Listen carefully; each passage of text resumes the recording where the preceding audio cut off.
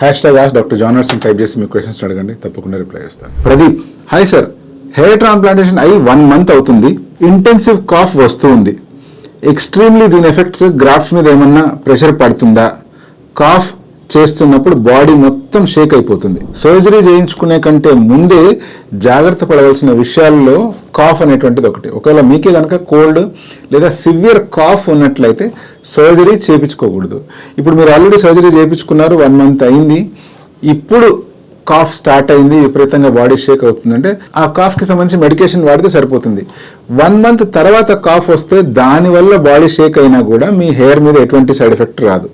అలా కాకుండా సర్జరీ జరిగిన వెంటనే లేదా సర్జరీ కంటే ముందు నుంచే మీకు కాఫ్ ఉండి మీరు రోజంతా దగ్గుతూ ఉన్నారనుకోండి, దానివల్ల జరిగే ఫ్రీక్వెంట్ జర్కీ మూమెంట్స్ ఏవైతే ఉంటాయో అలా జర్కీ మూమెంట్స్ జరిగినప్పుడు హెయిర్ గ్రాఫ్ట్స్ అనేటువంటివి స్లిట్స్ లోంచి డిస్లాడ్జ్ అయిపోయే ఛాన్స్ ఉంది. అలా డిస్లాడ్జ్ అయినప్పుడు హెయిర్ నార్మల్గా గ్రో అవ్వకుండా గగ్గురుపాటు వస్తే ఎలా అయితే గ్రో అవుతుందో అలా వచ్చే ఛాన్స్ ఉంది. కొన్నిసార్లు ఎంటైర్ గ్రాఫ్ట్ కాస్త బయటకు వచ్చి పడిపోయే ఛాన్స్ ఉంటుంది. సో అందుకని కాఫ్ కనుక ఉన్నట్లయితే ఇమీడియట్గా మెడికల్ ట్రీట్మెంట్, అది కాఫ్ సిరప్ కావచ్చు లేకపోతే దానికి సంబంధించిన టాబ్లెట్స్ కావచ్చు, డాక్టర్ని అడిగి ట్రీట్మెంట్ పూర్తిగా వాడడం చాలా అవసరం.